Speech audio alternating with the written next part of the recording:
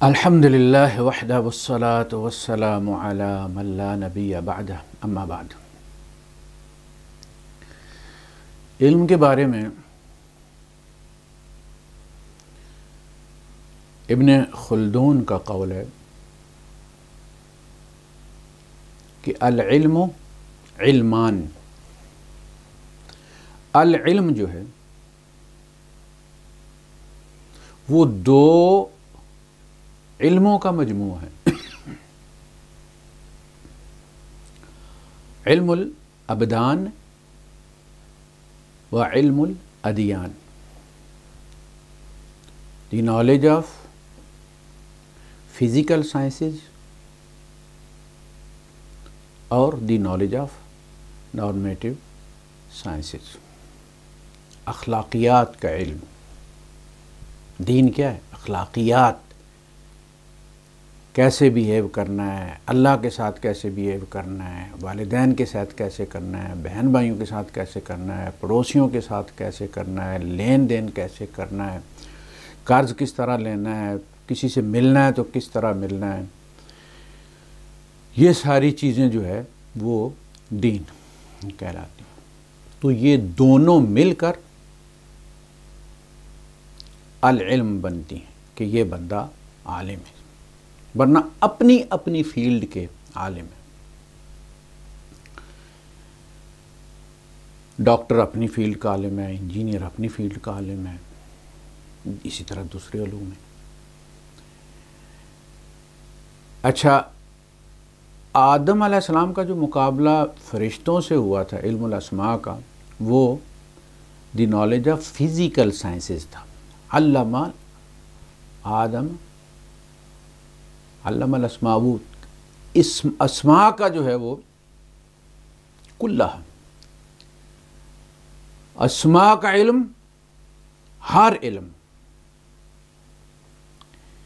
اس لیے کہ آپ کوئی علم بھی حاصل نہیں کر سکتے جب تک کہ آپ کچھ نام نہ رکھیں، کچھ مصطلحات نہ طے کریں۔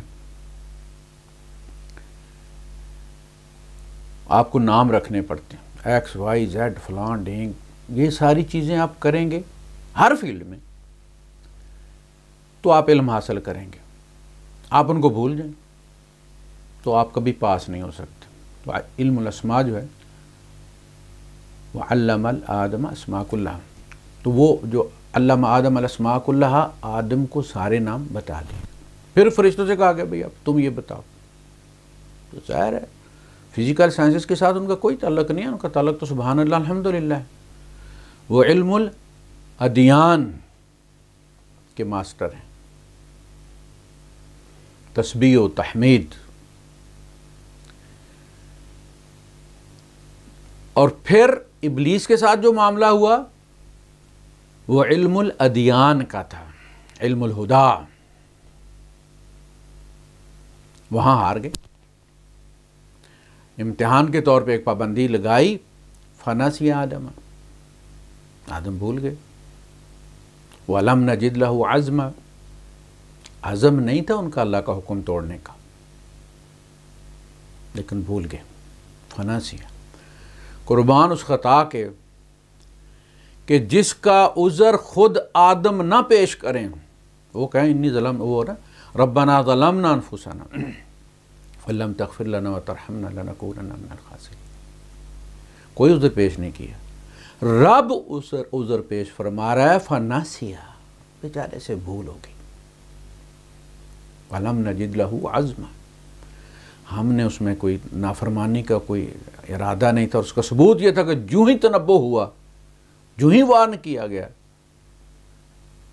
کہ کیا میں نے تمہیں کہا نہیں تھا کہ یہ تمہارا دشمن ہے، تو فوراً تنبہ ہوا اور توبہ کر لی۔ اچھا، ہمارے یہاں علماء جو ہے وہ علم الہدا یا علم الادیان، نارمیٹو سائنسز کو ویلیو دیتے ہیں، بہت زیادہ چڑھاتے ہیں۔ مزے کی بات ہے کہ اخلاقیات میں یہ سب سے کمزور طبقہ ہوتا ہے، کیونکہ ان کی گالی بھی فی سبیل اللہ تعالیٰ بے دھڑک گالی دیتے، ممبر کے اوپر بھی گالی دیتے، مسجد میں گالی دیتے، وہ مناظروں میں جیسی حرکتیں کرتے ہیں، مسجد میں آپ نے دیکھا نا 5واں گیئر جب لگاتے ہیں تو ان کے نزدیک جو ہے گالی بھی ثواب ہے۔ اب جن کے نزدیک گالی ثواب ہے اور کہتے ہیں ابو بکر صدیق رضی اللہ عنہ یہ نہیں کہا تھا، جو قرآن سے گالی کی دلیل لیتے ہیں سورہ نون سے، آپ انہیں اخلاقیات سکھائیں گے تو سب سے کمزور طبقہ یہ ہوتا ہے۔ توریہ کے نام پر جھوٹ بولنا، لمبے لمبے ترغیب و ترہیب، نیک کام کی ترغیب کے لیے اتنا وہ گانے سناتے ہیں نا ہمارے بزرگ کہ اللہ کا لکھا گانا پھر حوریں گائیں گی، فرشتے گائیں گے، 70 سال تک سنتے رہو گے تمہیں۔ یہ کیا ہے؟ ترغیب۔ اس میں جتنے جھوٹ بولو کوئی گرفت نہیں ہے۔ ترغیب و ترہیب کی جتنی بھی روایتیں ہیں ان میں پچھلوں نے تحقیق ہی نہیں کی، انہوں نے ہاتھ ہلکا ہی رکھا، ان کا یار بندہ نیک ہی بنے گا نا، یعنی اگر وہ ڈرا رہا ہے، اس کا پیشاب خطا کروا رہا ہے تو اچھا ہے نا، ڈرا کے رکھے، اس کو ڈر ہونا چاہیے۔ تو یہ جو ڈر ہے اس کی ایک جو ہے اس کا ایک لیول ہوتا ہے، اس کے بعد بندہ بے ڈر ہو جاتا ہے۔ اچھا، قبر کے عذاب کے بارے میں اسی طرح کی کہانیاں۔ دوسری طرف اللہ یہ چاہتا ہے کہ مومن جو ہے وہ اللہ سے، اچھا مزے کی بات ہے اتنا تضاد ہے ان کی اپنی کہانیوں میں، اتنا تضاد ہے کہ جس سے جو اللہ پاک سے نہیں ملنا چاہتا، اللہ پاک بھی اللہ پاک بھی اس کو ملنے کا شوق نہیں اللہ کو بھی۔ اچھا بھائی شوق کیسے ہوگا؟ آپ نے اتنی لمبی کہانیاں چھوڑ رکھی ہیں تو بندہ تو ڈرتا ہے مرنے سے۔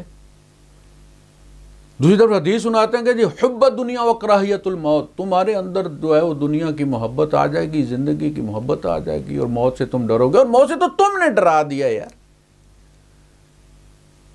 جو تمہارے پاس نہیں بیٹھتا وہ ٹانگیں چوڑی کر کے معاشرے میں چلتا ہے، سینہ چوڑا کر کے گزرتا ہے، انہوں نے پوری دھاک بٹھائی ہوئی ہے گاؤں کے اوپر،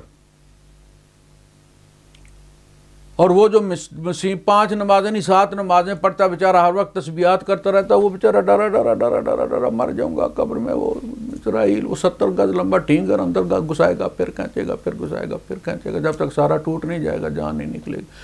اندر سانپ ہوں گے جناب علی، اور وہ ایک ڈنگ مارے گا 70 گز زمین کے اندر جانا۔ یہ 70 کا انصاف بڑا خطرناک۔ تو جناب علی یہ بہت زیادہ چڑھاتے ہیں اپنے آپ کو، اور جس چیز میں بندے کی زندگی گزرتی ہے وہ زیادہ اس کو چڑھاتا ہے نا، اس کی ویلیو دیتا ہے۔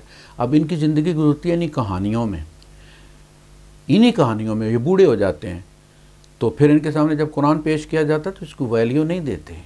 وہ جن میں ان کی عمریں گزری ہیں وہ اس کو ویلیو دیتے ہیں، وہ ان کا برین چائلڈ ہے، وہ بچے کی طرح انہیں عزیز ہے، یہ ہوتا ہے، اس لیے وہ ان کو ویلیو دیتے ہیں۔ آپ قرآن پیش کرے کہیں گے کوئی حدیث بھی ہے اس کے بارے میں، یعنی حدیث سپریم کورٹ ہے، اس سے بھی جا کے ورڈکٹ لے، اس لیے کہ جب سپریم کورٹ کا ورڈکٹ آ جاتا ہے تو پھر وہ سیشن سے لے کر بلکہ درجہ 30 کے مجسٹریٹ سے لے کر پھر وہ اوپر چلتا آتا ہے، ہر عدالت میں وہی جو لیٹسٹ جو ہے وہ ورڈکٹ ہوتا ہے اس کا کورٹ کا، وہ پیش کیا جاتا ہے ایز اے اتھارٹی۔ آج کل تو وہ اعتبار بھی ختم ہو گیا نا، آج کل چیف جسٹس کہتا ہے کہ وہ میں نے بے دہانی میں وہ فیصلہ لکھ دیا ہوگا۔ سبحان اللہ، صدقے تیرے، وہ اتنے جج تھے تم، بے دہانی میں لوگوں کی زندگی کے اور موت کے فیصلے کرتے ہو، ساری زندگی کے لیے نائل کر دیتے ہو تم، تو تم سے تو کھڑے کھڑے ریزائن لینا چاہیے کہ تمہاری اس بے دہانی کو قانون سمجھا جاتا ہے، وہ قانون ہے، اس کی اتھارٹی پیش کی جاتی ہے،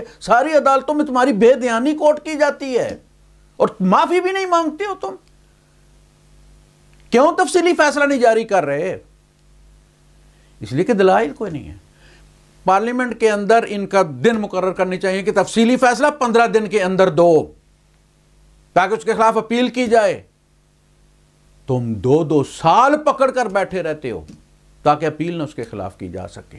اس لیے کہ کچھ لکھنے کے لیے تمہارے پاس ہے نہیں، دلیل نہیں، کوئی آئینی دلیل نہیں، کوئی قانونی دلیل نہیں، بے دیانی ہے تمہاری۔ ظلم ہے اس ملک پر یار، کیا کہوں میں، کون کرتا ہے؟ مولوی بھی کرتے ہیں، جج بھی جہاں تک ہو سکتا ہے، جرنیل بھی کرتے ہیں، صحافی بھی کرتے ہیں، ہر طبقہ لگا ہوا ہے۔ خیر، تو العلم علمان، یہ اپنے علم کو زیادہ، جبکہ یہ دونوں علم، یعنی ایک مفتی جتنا قابل احترام ہے، اس سے زیادہ قابل احترام ایک انجینئر ہے، ایک ڈاکٹر ہے، ایک جو بھی فیلڈ کا بندہ ہے، وہ بھی اسی لیول کا محترم ہے، اسی لیول کا مقدس ہے۔ ادھر آنے والے بچوں کے قدموں کے نیچے جو ہے وہ فرشتے پر رکھتے ہیں، تو جو اسکول میں جاتا ہے، جو عبد القدیر خان بنتا ہے، اس کے قدموں کے نیچے بھی علم وہ بھی ہے۔ وہاں بھی علم حاصل کرنے کے لیے جانے والے بچوں کے قدموں کے نیچے فرشتے پر رکھتے ہیں، وہاں بھی ان کا راتوں کو جاگنا اجر ہے، وہ نیکی کا کام کر رہے ہیں۔ آپ کو پتہ، جب مکے والوں کو، جو غریب تھے، جو نہیں فدیہ دے سکتے تھے، جو قیدی بنے تھے بدر کی جنگ میں، تو اللہ کے رسول صلی اللہ علیہ وسلم نے کیا شرط رکھی؟ ہمارے 10 بچوں کو جو بندہ لکھنا پڑھنا سکھا دے گا وہ فری میں آزاد ہو جائے گا، یعنی یہ اس کا فدیہ ہے، ہمارے 10 بچوں کو لکھنا پڑھنا سکھا دو۔ اب آپ بتائیں کہ وہ جو مکے والے سکھا رہے تھے مشرک، مدینے والے کے بچوں کو جو ہے وہ غالباً حضرت زید بن ثابت جو تھے، وہ انہی غزوہ بدر والے مکی مشرکوں سے پڑھے ہوئے تھے، لکھنا پڑھنا انہوں نے ان سے سیکھا تھا، زید بن ثابت رضی اللہ عنہ۔ تو وہ کیا ان کو پڑھا رہے تھے؟ قرآن حدیث پڑھا رہے تھے۔ کتنی اہمیت اللہ کے نبی کے نزدیک اس علم کی جو مکے والے سکھا رہے تھے۔ مکے والے وہی سکھا رہے تھے جو آج ڈاکٹر پڑھتا ہے، جو آج انجینئر پڑھتا ہے۔ یہ وہ والا علم، اس لیے کہ یہ جو علم الادیان ہے نا، اس میں نقل ہے، اس میں ٹوٹل نقل ہے، اس میں ابداع نہیں ہے، اس میں انوویشن نہیں ہے، اس میں ابداع جرم ہے۔ جو آپ نے سنا ہے 1400 سال پہلے، آج بھی فتویٰ دیتا مفتی تو اسی پر دیتا ہے، اس میں عقل کا کوئی دخل نہیں۔ فتاوی عالمگیری کس ماحول میں لکھی گئی تھی، کس طرح تھے، حالات کیا تھے، وہ آج بھی اسی فتوے کا حوالہ دیتے۔ اور قذافی شامی اور قذافی اور وہ ان نقل ہے اس میں ٹوٹل، اپنی عقل نہیں۔ یہ جتنے بڑے بھی ان کو درجات مل جائیں، جتنے بڑے ان کے شاگرد ہو جائیں، ان کے شاگرد کسی جا کے حکومت میں بیٹھ جائیں، لیکن یہ کیا ہے؟ ٹوٹل فوٹو کاپیر مشینیں ہیں، بڑی بڑی، کچھ چھوٹی ہیں، لیکن ہیں کاپیر مشینیں۔ کسی میں کلرڈ پرنٹ کرنے کی صلاحیت ہے، لیکن نکلے گا پرنٹ وہی عالمگیری والا، شامی والا۔ وہ اپنی مسجد کے مولوی سے نکلوا لیں، یا دارالعلوم میں آ جائیں، تقی عثمانی صاحب نے نکلوا لیں، اگر دور ہیں تو جامعہ فاروقیہ سے نکلوا لیں، آپ بن نوریہ سے نکلوا لیں۔ آپ ٹوٹل نقل، یہ نقلی علم ہے۔ علم الابدان عقل ہی عقل ہے۔ ان کا فتویٰ وہ 1300 سال 1200 سال سے پہلے والا وہی ہوگا۔ علم الابدان میں، دی نالج آف فزیکل سائنسز میں، آپ دیکھیں رائٹ برادران، مجھے ان کا جہاز جو تھا، آج کے جہاز، فرق ہے کہ نہیں؟ عقل استعمال ہوئی ہے کہ نہیں ہوئی؟ نئی چیزیں سامنے آ گئی ہیں کہ نہیں؟ یہ دنیا جو چمک رہی ہے، یہ جو جس ممبر پہ مولوی بیٹھتا ہے، جو مائک لگاتا ہے، یہ جو لائٹ اوپر لگاتا ہے، یہ جو کیمرہ ہے، یہ سارا کچھ کیا ہے؟ یہ علم الابدان کی کرامت ہے، چونکہ عقل استعمال ہوئی ہے۔ وہاں عقل استعمال کرنا جرم ہے. یہاں عقل حکومت کر رہی ہے. یہ مساجد، ان کے مطبخ کے اندر، ان کے کچن کے اندر جو جامعات ہیں، پوری پوری مشینیں لگی ہوئی ہیں. ادھر سے بکرا داخل ہوتا ہے، ادھر سے جناب مشین لگی ہوئی ہے، پوری پوری بوڈی آلو کی وہ چھلکا اتارنے والی. یہ مشینیں کہاں سے ہیں؟ یہ کسی مفتی صاحب نے نہیں نہ کی، لیکن استعمال مفتی صاحب کر رہے ہیں. تو علم الابدان علم الادیان سے زیادہ ضروری ہے. کیوں زیادہ ضروری ہے؟ اس لیے کہ یہ دنیا کو دے رہا ہے. دوائیاں ایجاد ہوئی ہیں، ہر مرض ویکسین ایجاد ہوئی. یہ مخالفت کریں گے اس کی ویکسین کی، دوائیاں کھائیں گے، کہیں گے ٹرانسپلانٹ حرام ہے، چونکہ اس میں کسی عالمگیری میں نہیں لکھا ہوا نا، شامیہ میں نہیں لکھا ہوا. لیکن جب خود گردے جواب دیتے ہیں تو پھر گردے ٹرانسپلانٹ ہو جاتے ہیں.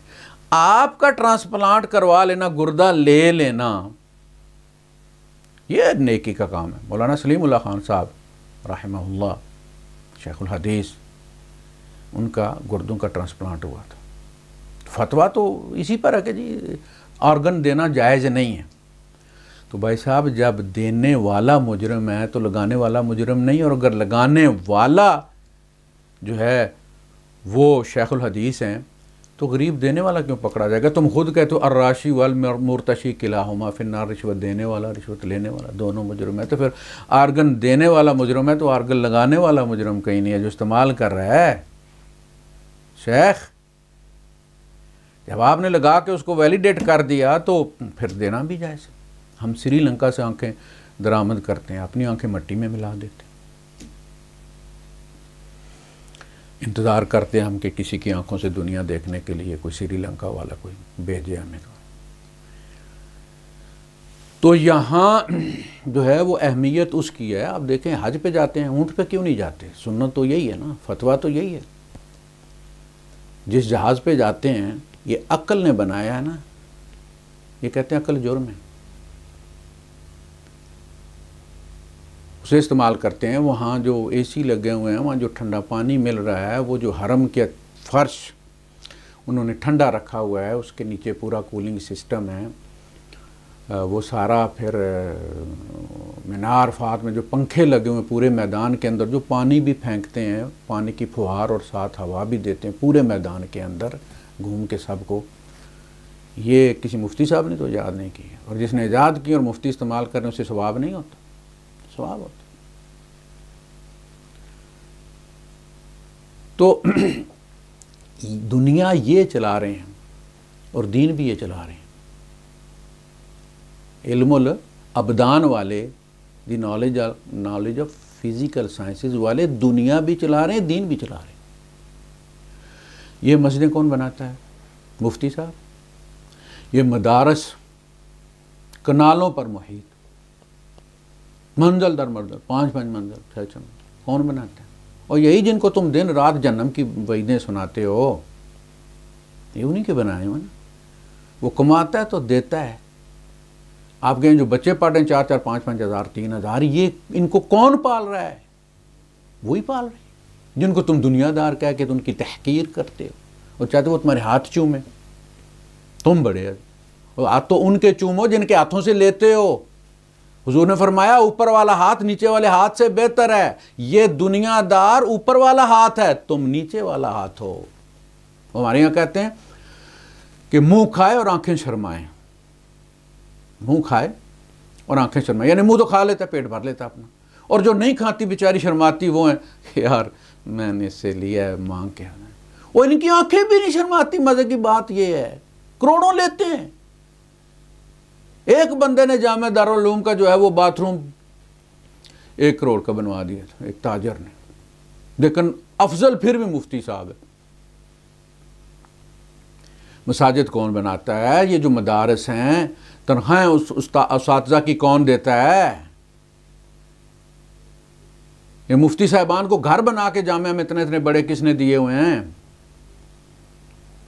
اس سے بھی آگے چلیے، ہر مسجد میں مولوی صاحب کو تنخواہ کون دیتے؟ یہ دنیا دار، وہ کماتے تو دیتے ہیں نا، اور تم کہتے ہو نہیں ہماری طرح وہ بھی مسجد میں بیٹھے، وہ آپ کی طرح مسجد میں بیٹھ جائیں تو آپ فاقوں سے مر جائیں گے۔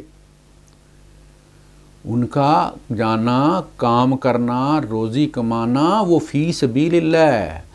آپ خود کو مت جو ہے وہ انڈرمائن کریں، اپنے آپ کو حقیر مت سمجھیں، آپ پریشر میں مت آئیں کہ آپ کام پہ جاتے ہیں، 8 گھنٹے ڈیوٹی دیتے ہیں، 12 گھنٹے ڈیوٹی دیتے ہیں، آپ اینٹیں بٹھے پہ بناتے ہیں، آپ مستری ہیں، سارا دن اینٹیں لگاتے ہیں، آپ جو ہے وہ کم تر ہیں، اور مولوی صاحب جو مسجد میں بیٹھے رہتے ہیں وہ بڑے افضل ہیں، اور ان سے جا کے دعا کروانی ہے۔ اور ہاتھ وہ جو تیرے ہاتھ ہیں نا جن پہ وہ پڑی ہوئی ہیں گٹے پڑے ہوئے کام کر کر کے، وہ زیادہ پسند ہیں اللہ کو، ان کو اٹھاؤ، اس کی نسبت تیری جلدی سنے گا وہ۔ یعنی یار ہم نے اتنا ہی اپنے آپ کو تھلے لگا لیا مولویوں کے کہ دعا بھی مولوی صاحب کریں گے، اور کیوں وہ مولوی کے صاحب جو اللہ کے پی ہیں تیری فائل اللہ کے سامنے رکھیں، تکلیف تمہیں۔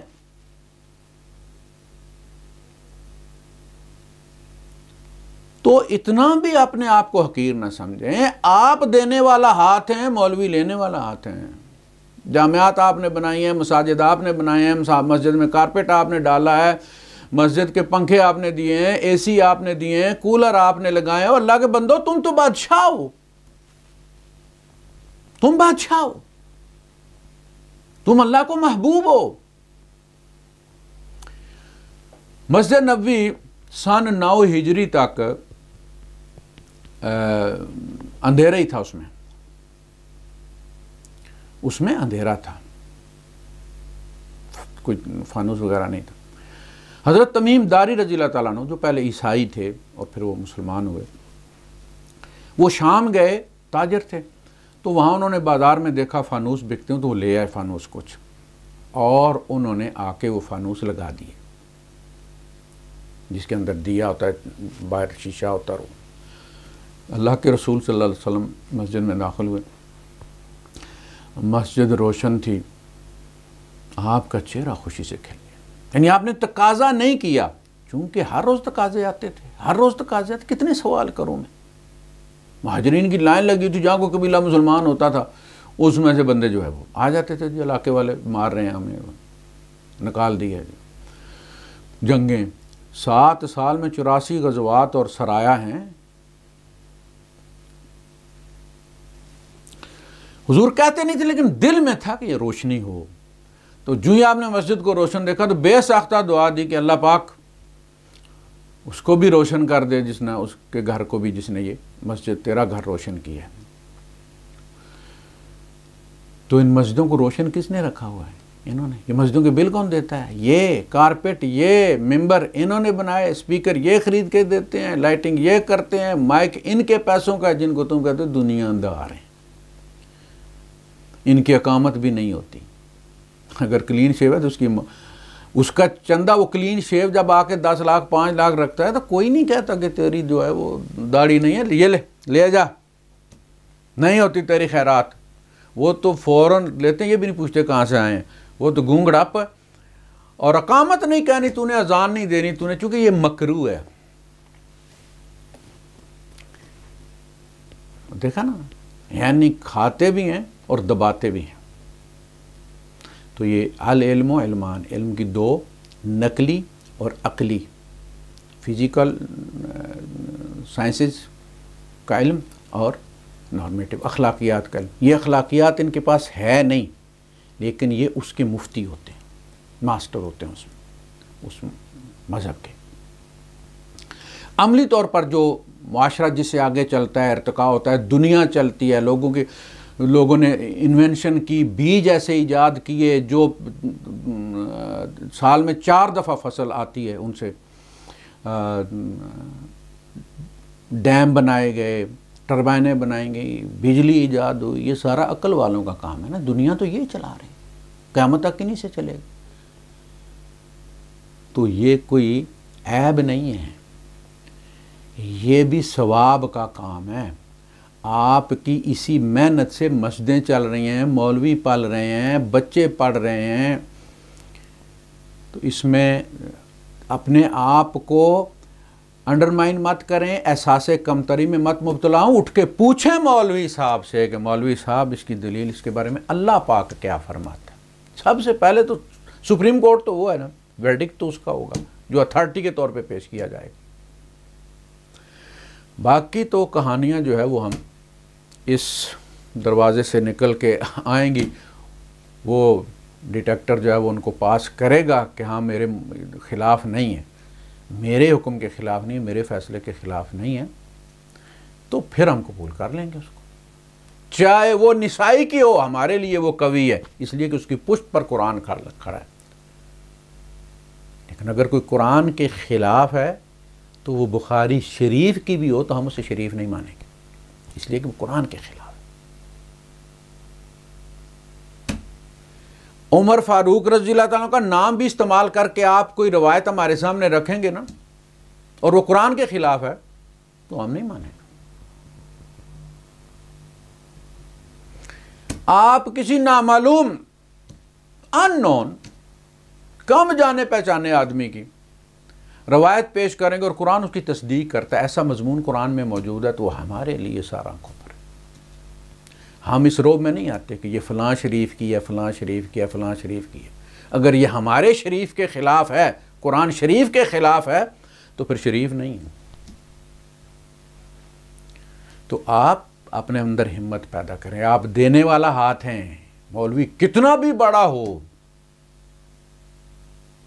ہمارے یہاں ہمارے اپنے طبقے میں ہمارے اپنے مسئلے کے تو مولوی یہی ہیں نا، تو مفتی رفیع عثمانی صاحب ہے، مفتی تقی عثمانی صاحب،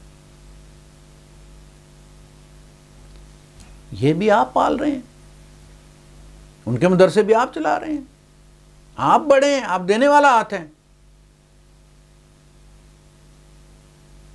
کہتے ہیں جی یہ جو بینک میں کام کرنے والا ہے وہ اگر قربانی میں شریک ہو جائے، بد عقیدہ قربانی میں شریک ہو جائے تو باقی سب کی بھی قربانی نہیں ہوتی۔ مجھے یہ بتائیں کہ ایک صف میں بینک میں کام کرنے والا بھی کھڑا نماز پڑھ رہا ہے، اسی صف میں جناب علی بغیر داڑھی والا بھی کھڑا ہے، اسی صف میں کوئی بریلوی بھی آ کے کھڑا ہو گیا، اسی صف میں آ کے کوئی شیعہ بھی کھڑا ہو گیا۔ حرم اسی طرح بھرا ہوا ہوتا ہے نا، سب سے ہوتا ہے، شیعہ بھی ہوتے ہیں، سارے ہوتے ہیں، تو سب نمازیوں کی نماز نہیں ہوتی۔ ہر ایک نماز اپنی ہے، ہر ایک کی قربانی اپنی ہے، کسی دوسرے کا اس میں قربانی میں حصہ ڈالنے سے اس کی قربانی کیسے خراب ہو جاتی ہے، یہی فتویٰ دیں گے۔ لیکن یہ نہیں رکھا ہوا کہ وہ جو آتا ہے دینے چندہ مسجد میں، اس سے پوچھیں کہ لالا مسجد میں بینک میں کام کرتے ہو، لالا تمہارا عقیدہ کیا؟ کہتا ہے جو بھی ہے لاؤ اور دعائیں لے لو، تم ہمیں دو ثواب دارین حاصل کرو۔ تو تھوڑا سا نکلیں احساس کمتری سے، سوال کرنا سیکھیں اور انکار کرنا سیکھیں۔ عقل نہیں تسلیم کرتی اس کو تو رک جائیں کہ بھائی صاحب یہ ٹھیک نہیں، میں قبول نہیں کرتا، آپ بڑے ہوں گے ٹھیک ہے اپنی جگہ۔ وآخر دعوانا الحمدللہ رب العالمین۔